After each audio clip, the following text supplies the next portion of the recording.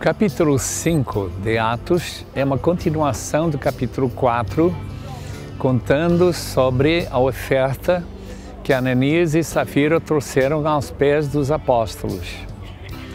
Já devemos ter notado que o capítulo anterior fala da oferta que Barnabé trouxe, vendendo uma propriedade, trouxe tudo para os apóstolos, para distribuição para os necessitados, de maneira que não havia nenhum necessitado na igreja.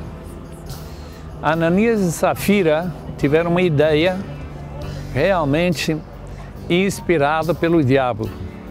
Isto é, de vender uma propriedade, mas guardar uma parte dessa e trazer uma parte para os pés dos apóstolos, dando a impressão muito óbvia que estavam fazendo a mesma coisa que Barnabé tinha feito.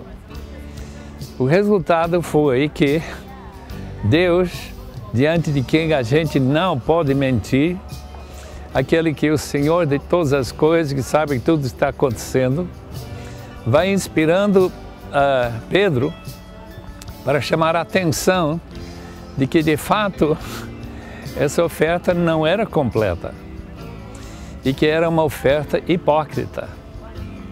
O interessante no texto é notar que, em primeiro lugar, foi Satanás que colocou essa ideia na cabeça de Ananias, que combinou com sua esposa Safira para fazer esse ato de hipocrisia.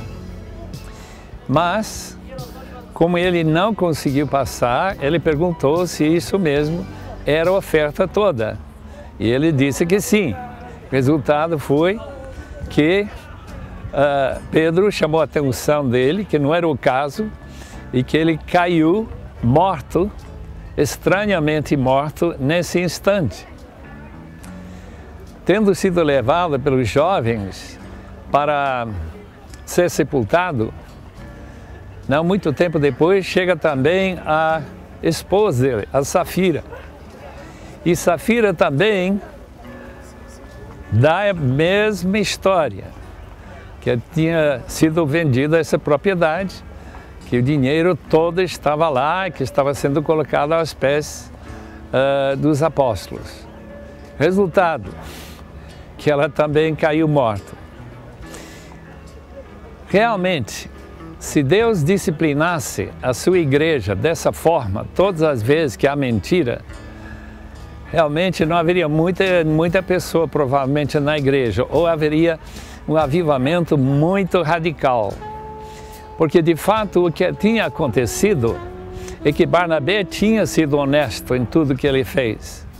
Mas esse casal, hipocritamente, fizeram o contrário. Nós sabemos que na igreja de Corinto também houve pessoas que ficaram fracos e doentes. Assim diz capítulo 11, versículo 30 de 1 Coríntios. Mostrando que, às vezes, Deus disciplina a sua igreja, especialmente quando essa igreja está ficando sem muito temor do Senhor. Deus quer um povo que seja não somente justo e honesto, mas um povo que seja santo. E o resultado em Corinto foi que não somente alguns ficaram fracos e doentes, mas alguns também tinham dormido, quer dizer, tinham morrido.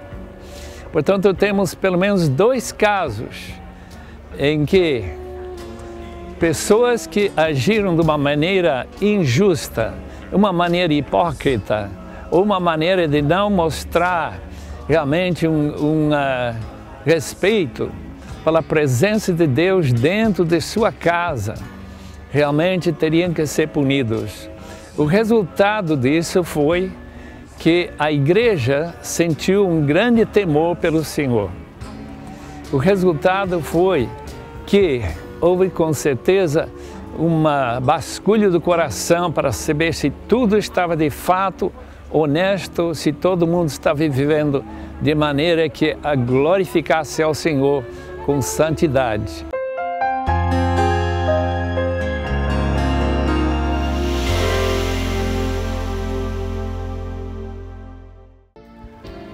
Atos capítulo 5 dá sequência àquilo que acontecia na cidade de Jerusalém. Ao movimento cristão, os novos discípulos que afirmavam que Yeshua, Jesus, era o Messias, estava crescendo. E para que tenhamos uma ideia de como isso acontecia, vamos ver que Atos 5 está antes da perseguição. Você vai ter uma ideia melhor aqui de como era a cidade de Jerusalém na época romana e no primeiro século, na época de Cristo. Olhando para a maquete muito bem construída aqui no Museu do Livro em Israel, você pode ter uma ideia, olhando e me acompanhando aqui, você pode observar o templo. Lembre-se que estamos falando daquilo que é chamado segundo templo, porque segundo, o primeiro foi o templo de Salomão, destruído por Nabucodonosor em 586 a.C. Foi reconstruído no período persa no ano 516 a.C. e depois, na época já romana, foi não só reformado e muito ampliado por Herodes. Exatamente esse templo, conforme vemos, você pode ter uma noção do tamanho do templo em relação à cidade de Jerusalém. Olhando aqui reto na minha mão, nós temos a entrada da Porta de Damasco e chegando aquelas construções com 4 pilares maiores, a Fortaleza Antônia.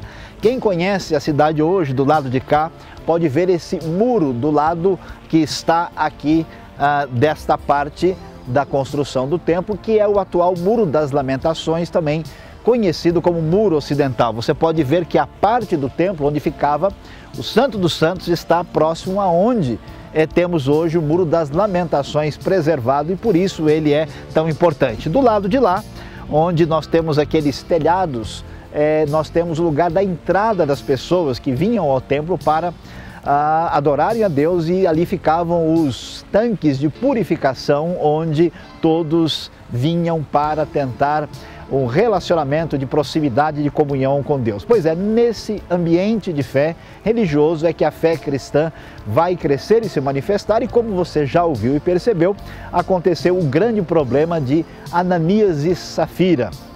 Pessoas que nesse ambiente da comunidade da fé mostram que os problemas desse novo grupo que se desenvolve e cresce na cidade de Jerusalém, proclamando a verdade do Evangelho, esse grupo tem problemas. Como vimos no capítulo 4, os problemas eram externos, ou seja, perseguição e intolerância das autoridades religiosas daquela época. Mas os problemas aqui também serão internos, ou seja, gente da própria comunidade da fé podia muito bem, como foi o caso de Ananias e Safira, mostrar que o seu coração não era reto diante de Deus. Querendo projeção, querendo parecer bem perante a comunidade, eles mentiram e o juízo de Deus os alcançou.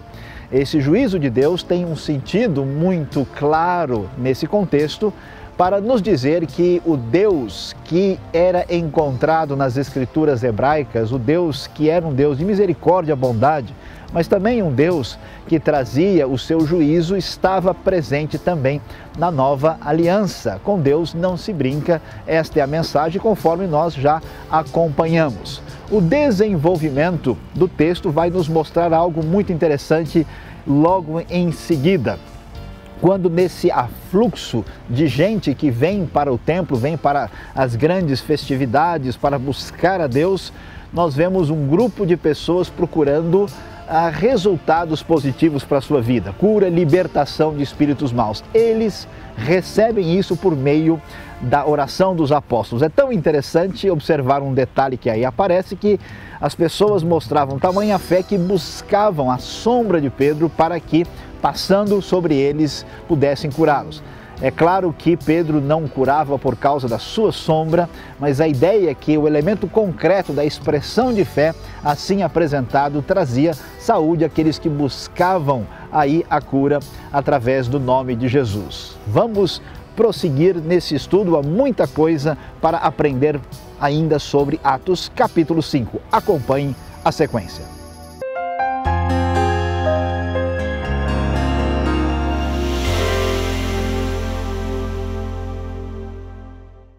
Capítulo 5 de Atos, versículo 17, mostra a segunda grande perseguição que foi promovida pelo sumo sacerdote e pelo Sinédrio. Nós estamos vendo atrás de mim uma maquete do Templo de Jerusalém, mais ou menos como parecia na época de Pedro e João, o sumo sacerdote, o Sinédrio, que se reunia dentro do templo. Eles chegaram a reconhecer, se eles não fizessem alguma coisa bastante radical, com certeza, essa história de Jesus ter ressuscitado e esse evangelho que os apóstolos estavam pregando na cidade de Jerusalém continuaria a crescer e crescer rapidamente. Portanto, acharam que eles teriam que chamar novamente os discípulos, os apóstolos, para eles prestarem contas. O resultado foi que eles colocaram na prisão para guardá-los para o encontro do Sinédrio, para realmente fazer essa indagação e tomar as medidas necessárias. O que aconteceu realmente foi algo de extraordinário, porque em vez de eles serem encontrados na prisão no dia seguinte, o guarda do templo vai descobrir que eles tinham fugido. E o que aconteceu é que o anjo apareceu, abriu as portas milagrosamente e deu para eles saírem e voltarem para o templo que nós temos aqui atrás, em visão clara, e continuar sua pregação. Então foram presos novamente e levados para o Sinédrio para responder às perguntas, indagação, inquérito da parte do sumo sacerdote e seus ajudantes. A pergunta que eles vão fazer é a seguinte: que direito, que autoridade eles têm para falar dessas diferenças daquilo que tinha sido sempre ensinado pelos rabinos, pelos estudiosos da palavra de Deus? O que é essa nova história que está sendo infiltrando no judaísmo? E os discípulos dizem que eles têm autorização da parte do Senhor, que Deus tinha falado para eles e que eles deveriam realmente continuar pregando esse evangelho e que eles tinham mais responsabilidade para obedecer a Deus do que obedecer a homens. Isso só podia provocar uma ira tremenda. E a ideia foi de fazer alguma coisa talvez bem radical, não sei se seria matar ou fazer outra coisa com aqueles discípulos. Quando se levanta um fariseu, um verdadeiro rabino, muito respeitado pelo povo, chamado Gamaliel. Gamaliel então levanta a questão de que se Deus não estiver apoiando este movimento, ela não poderia crescer, seria como esses outros dois movimentos, de um certo Teudas e um certo Judas, ambos que foram mortos, seus seguidores dispersos e não deu em nada. Mas se Deus está com esse movimento, se Ele está apoiando, então não tem possibilidades de nem o Sinédrio, nem os judeus, nem o sumo sacerdote fazer com que parasse. E realmente o argumento foi tão poderoso, o respeito que tinham para Gamaliel foi tão grande, que de fato eles desistiram de fazer uma coisa mais radical do que açoitá-los e mandá-los nunca mais abrir sua boca ou falar sobre esse Jesus que tinha ressuscitado. O interessante de toda essa história é que no meio de todos esses acontecimentos, no meio dessa perseguição, o Evangelho vai crescendo de qualquer forma. Não dá para parar esse movimento que agora rodeia o mundo com milhões e milhões de crentes e realmente naquela época também não foi possível pará-lo. Deus é Deus poderoso, Deus é Deus que é dono e cabeça da sua igreja.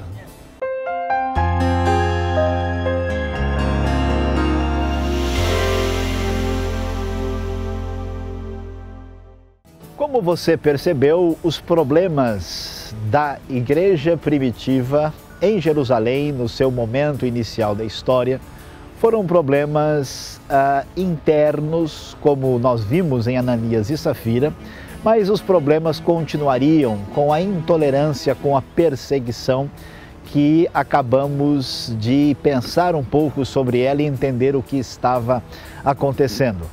Nós vamos ver que os discípulos passam por problemas e, através dessa perseguição crescente, é que o Evangelho vai se espalhar por outros lugares na sequência do livro de Atos. E talvez, quando nós pensamos sobre essa questão, alguns problemas surgem em nossa mente, ou melhor, algumas questões vão aparecer. Como é que o Deus Todo-Poderoso, que é capaz de ressuscitar a Jesus Cristo dentre os mortos, o Deus que é completamente onisciente, onipotente, que está absolutamente presente na história da igreja, por que Ele permite uma situação como essa? Será que não seria mais lógico e razoável que a igreja continuasse através de vitórias e vitórias, com mais conversões, e tudo terminasse daquele jeito que nós pensaríamos, eles viveram felizes para sempre? Pois é interessante ver como faz parte do pacote integral do Evangelho um elemento chamado dificuldade e tribulação. E é surpreendente porque esse tipo de sofrimento é resultado da presença do pecado e do mal no mundo. No entanto, de tal maneira Deus age pela revelação em Cristo Jesus, que Jesus vence a morte morrendo. Jesus vai vencer o ódio com o amor, e da mesma maneira a Igreja de Cristo tem força e tem poder através do sofrimento, que cumpre um papel especial, não só no crescimento da própria pessoa, na sua percepção de Deus e na sua maneira de lidar com aquilo que aflige a humanidade. Tanto que é interessante que essa perseguição, que vai terminar com as palavras sábias de Gamaliel, que você acompanhou, que disse que eles não deveriam mais perseguir os cristãos que haviam sido aí libertados de maneira especial da prisão e que enfrentaram as autoridades dizendo que continuariam proclamando o Evangelho. O interessante é que o finalzinho de Atos capítulo 5 vai nos dizer algo muito extraordinário e especial, que os discípulos estavam felizes, alegres por terem sido considerados dignos de sofrer pelo nome de Jesus. É surpreendente, mas aquilo que faz com que as pessoas percam a sua fé, ou se sintam afligidas, ou duvidem de Deus, que é exatamente a dor e o sofrimento, quando chegava a grande intensidade e atingia os discípulos, a reação deles era absolutamente extraordinária, pois até mesmo achavam uma honra sofrer por esta mensagem de amor incondicional e perdão dada através de Jesus Cristo, nosso Senhor. Que esta lição, associada à grande vitória do crescimento da fé da igreja, possa fazer guarida no seu coração e abençoar as nossas vidas quando estudamos o livro de Atos.